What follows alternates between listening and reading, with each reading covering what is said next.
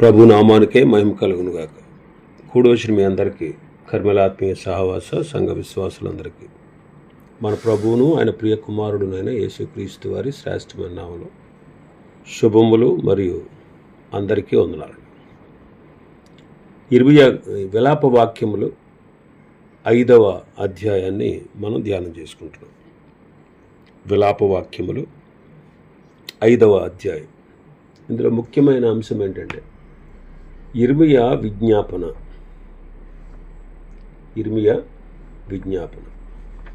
ఇందులో భాగంగానే మనం 6 వచనాలు మనం ధ్యానం చేసుకున్నాం. 7వ వచనాన్ని చదువుదాం. మా తండ్రులు పాపము చేసి గతించిపోయి మేము వారి దోష శిక్షను అనుభవించుచున్నాము.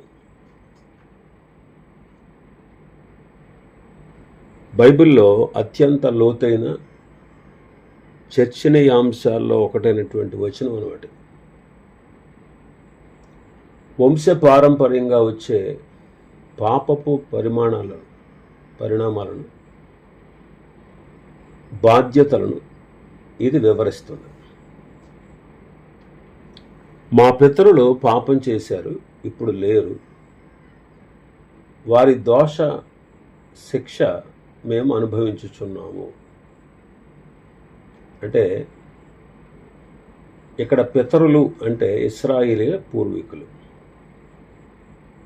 వారు దేవునికి విరోధంగా విగ్రహారాధన చేస్తూ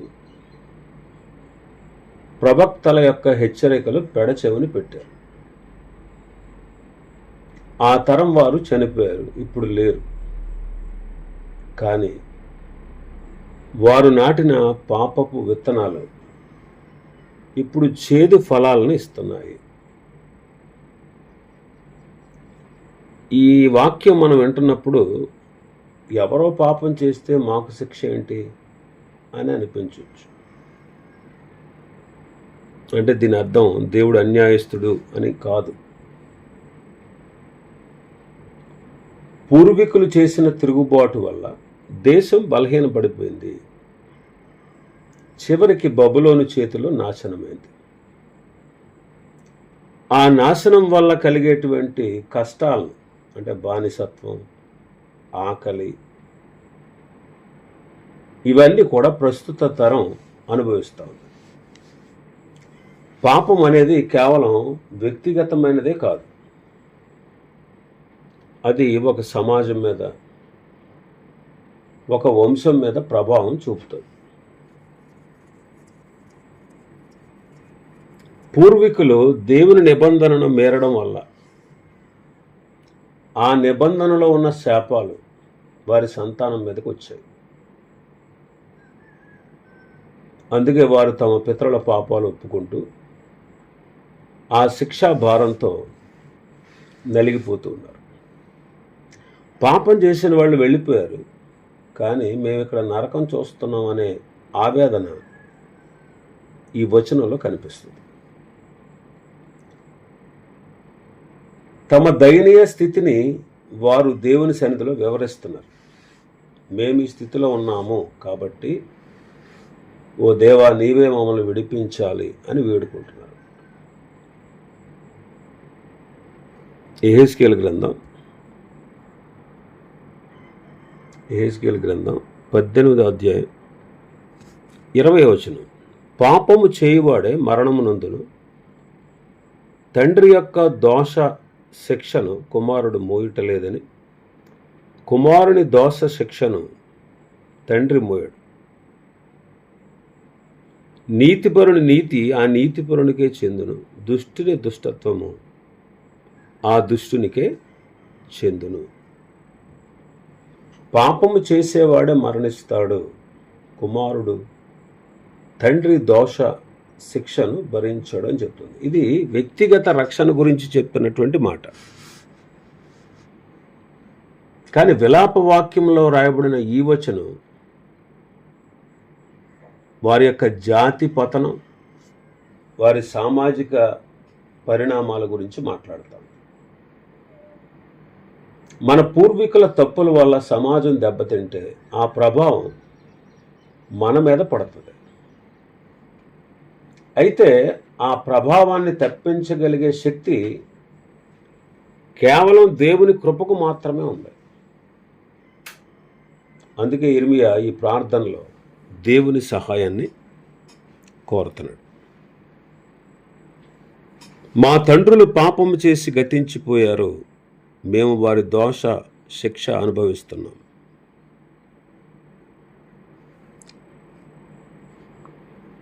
అంటే దీని అర్థం ఏంటంటే, తండ్రి ఏదైతే చేశాడో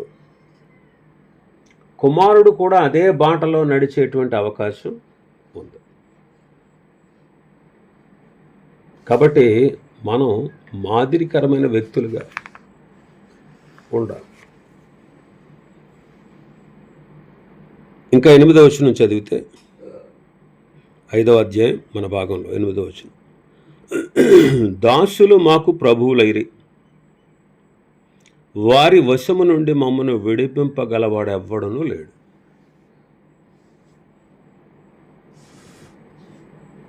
దాసులు మాకు ప్రభువులయ్యారు. అందుకే రోమాపత్రిక 6వ అధ్యాయం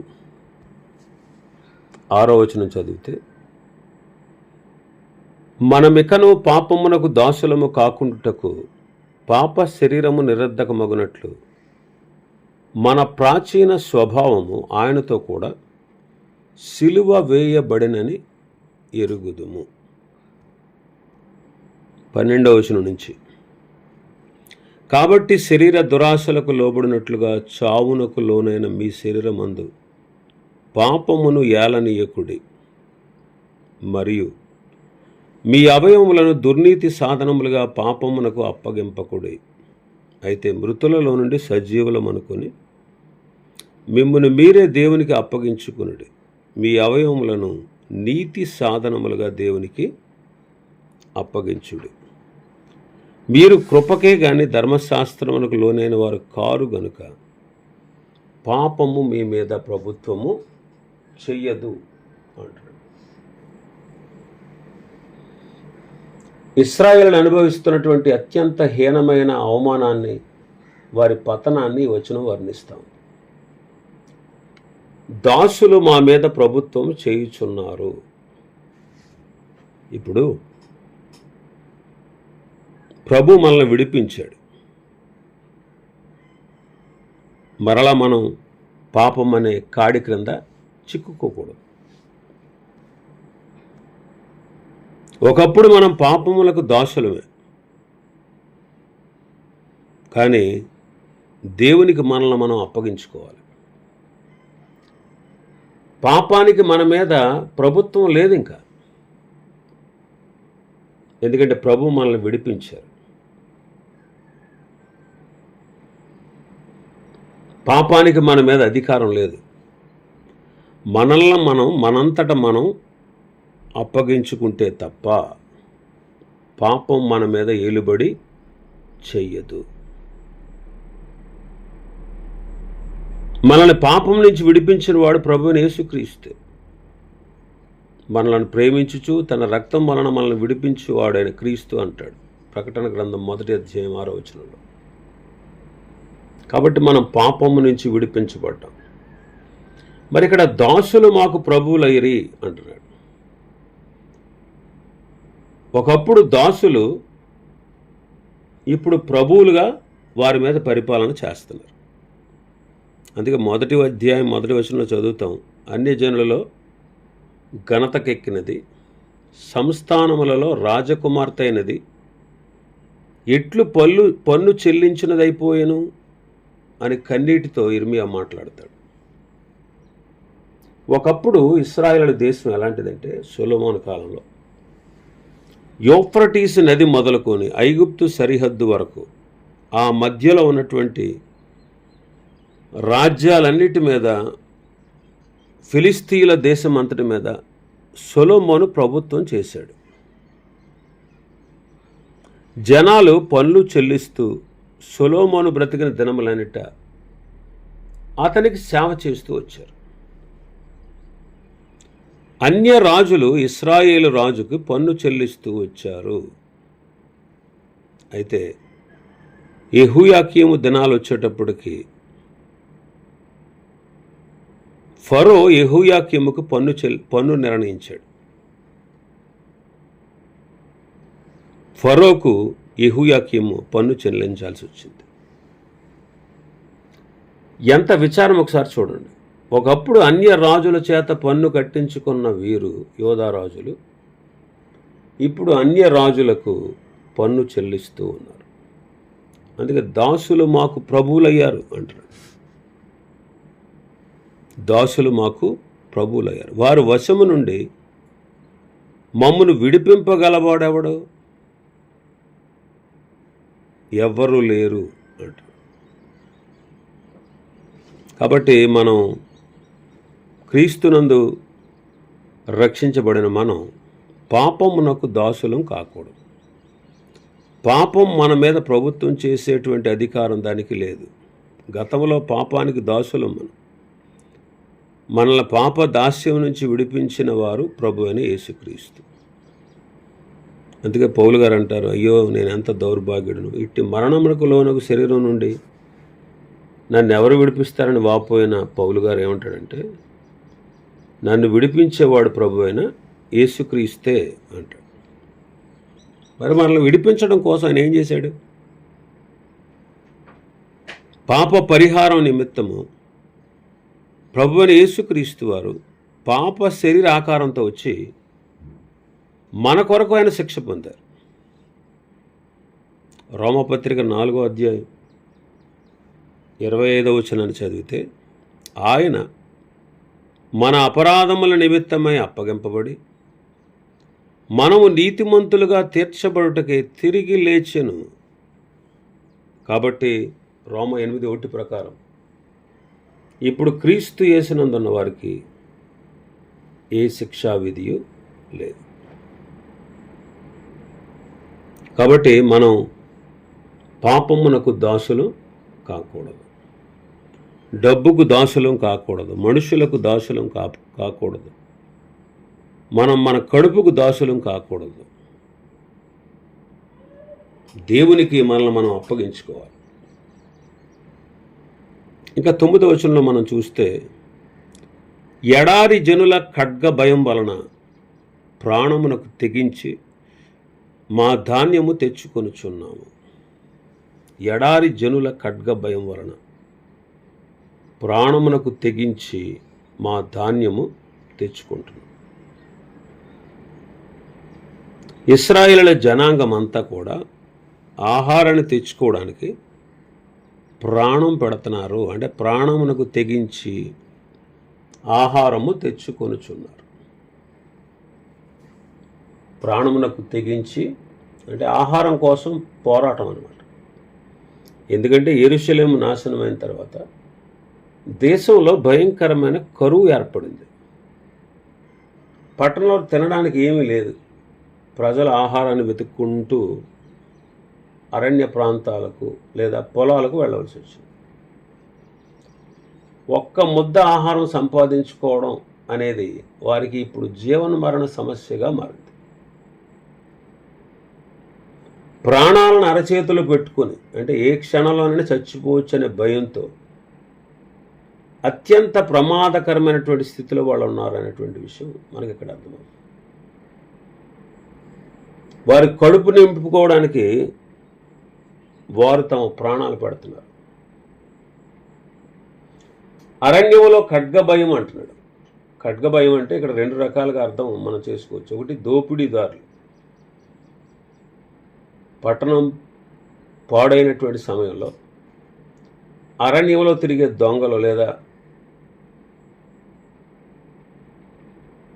అన్యులు ఆహారం కోసం వచ్చే నిస్సహాయులపై దాడి చేసేవారు. 2, బబులోను సైనికులు పొలాల్లో మాటు వేసి ఆహారం కోసం బయటకు వచ్చేవారిని పట్టుకోవడం, చంపడం చేసేవారు. ఒకప్పుడు సమృద్ధి, ఇప్పుడు కటిక దారిద్ర్యం. దేవుడు ఇశ్రాయేలుకి ఇచ్చినటువంటి దేశం, కనాను దేశం ఎలాంటిదంటే పాలు తేనెలు ప్రవహించే దేశం. అక్కడ వారు ఎంతో స్వేచ్ఛగా సమృద్ధిగా భోజనం చేసేవారు.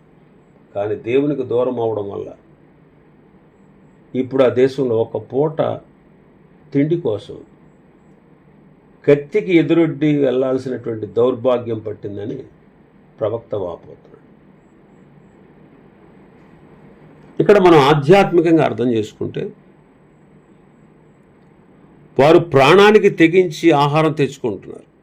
ఇశ్రాయేలుల ప్రాణం కంటే ఆహారము గొప్పదిగా ఎంచారు. ఇశ్రాయేలు జనాంగము ప్రాణం పెట్టడానికైనా సిద్ధపడి ఆహారాన్ని తెచ్చుకుంటున్నారు. మరి ఈరోజు మన నిజమైన ఆహారం ఎవరు? ప్రభు అయిన యేసుక్రీస్తు. ఆయనే జీవాహారము. జీవాహారము నేనే అన్నారు ఆయన. మరి జీవాహారమైన క్రీస్తు కొరకు మనం ప్రాణం పెట్టువారుగా ఉండాలి. మనం ప్రాణం పెట్టువారుగా ఉండాలి. పౌలు గారు అంటాడు, ప్రభువైన యేసు నామము నిమిత్తము చనిపోవుటకు నేను సిద్ధముగా ఉన్నాను అంటారు. దేవుని కృపా సువార్తను గూర్చి సాక్ష్యం ఇచ్చుట యందు నా పరుగును, ప్రభువైన యేసు వలన పొందిన పరిచర్య తుదముట్టింపవలనని నా ప్రాణమును నాకెంత మాత్రము ప్రియమైనదిగా ఎంచుకొనుటలేదు అంటారు. అపొస్తలుల కార్యములు 20వ అధ్యాయం 24వ వచనం. 21:13 నేనైతే ప్రభువైన యేసు నామము నిమిత్తము చనిపోవుటకు సిద్ధముగా ఉన్నాను. కాబట్టి ప్రభు కొరకు, జీవాహారమైన ప్రభు కొరకు తెగించాలి. ఆయన కొరకు మనం ప్రాణం పెట్టబద్దులమై ఉన్నాం. ఇక్కడ ఎడారి జనుల ఖడ్గ భయము అంటున్నాడు. ఎందుకు ఈ ఖడ్గం వారిని తరుముతుంది? ఇశ్రాయేలీల యొక్క పాప ఫలితమే దీనికి కారణం.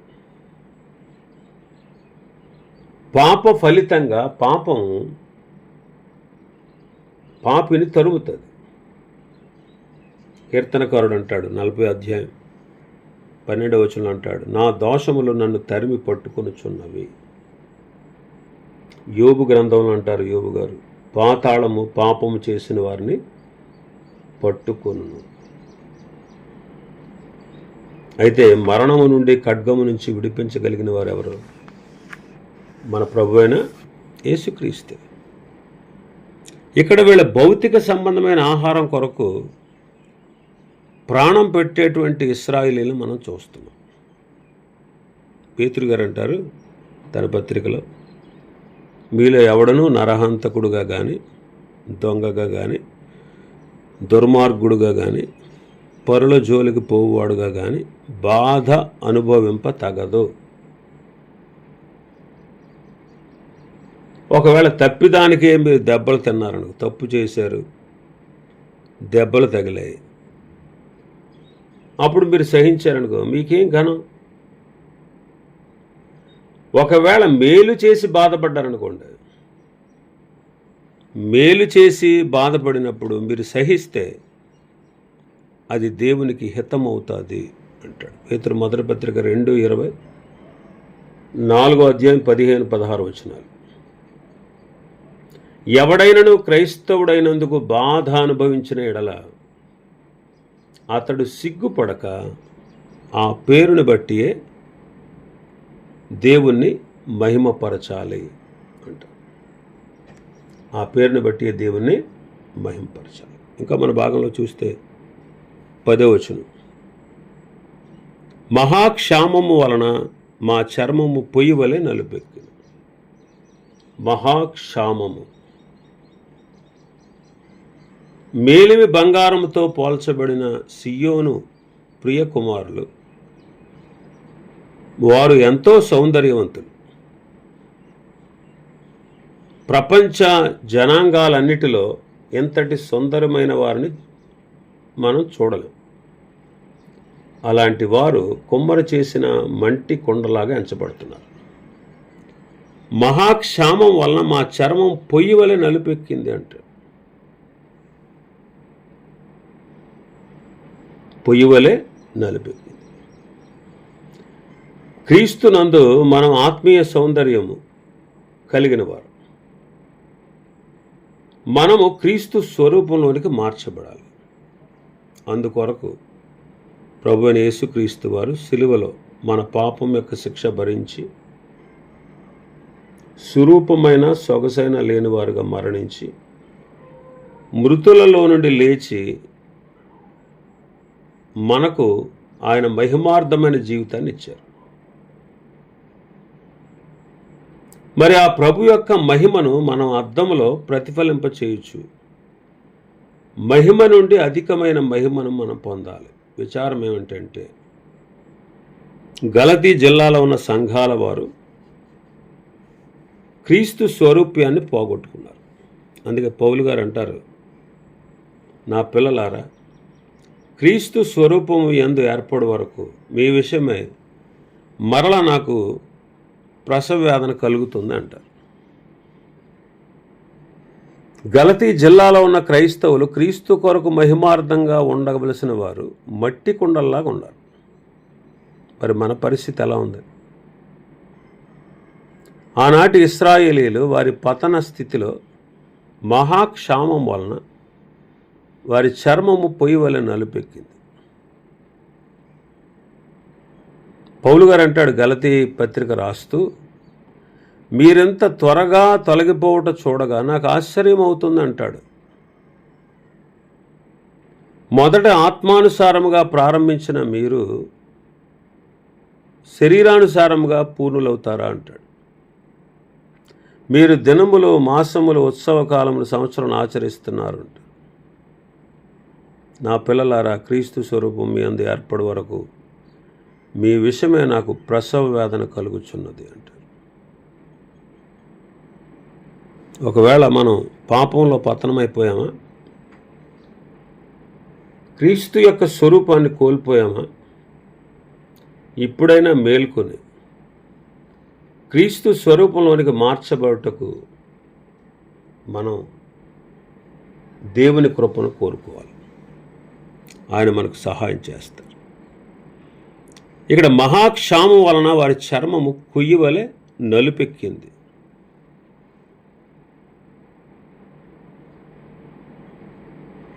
మనం క్రీస్తు స్వారూప్యంలో ప్రకాశించువారుగా ఉండాలి.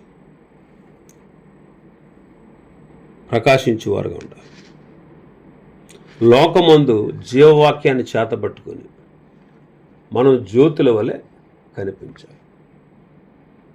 అంతేగాని ప్రకటన గ్రంథం 3వ అధ్యాయం 1వ వచనం ప్రకారం జీవించుచున్నామన్న పేరు మాత్రం ఉంది, కానీ మృతుడవే అన్నట్టుగా మనం ఉండకూడదు. కాబట్టి జాగ్రత్త పడదాం. క్రీస్తు కొరకు మనము అన్యజనుల మధ్యలో ప్రకాశిద్దాం, ఆయన్ని మహింపరుద్దాం. ఇంకా మరికొన్ని విషయాలు ఈ అధ్యాయంలో ఉన్నాయి. ప్రభు చిత్తమైతే రేపు దినం మరికొన్ని విషయాలు మనం ధ్యానం చేసుకుందాం. దేవుడి వర్తమాన వాక్యాన్ని మనం వినికిడిలో ఆశీర్వదించును గాక. ఆమేన్.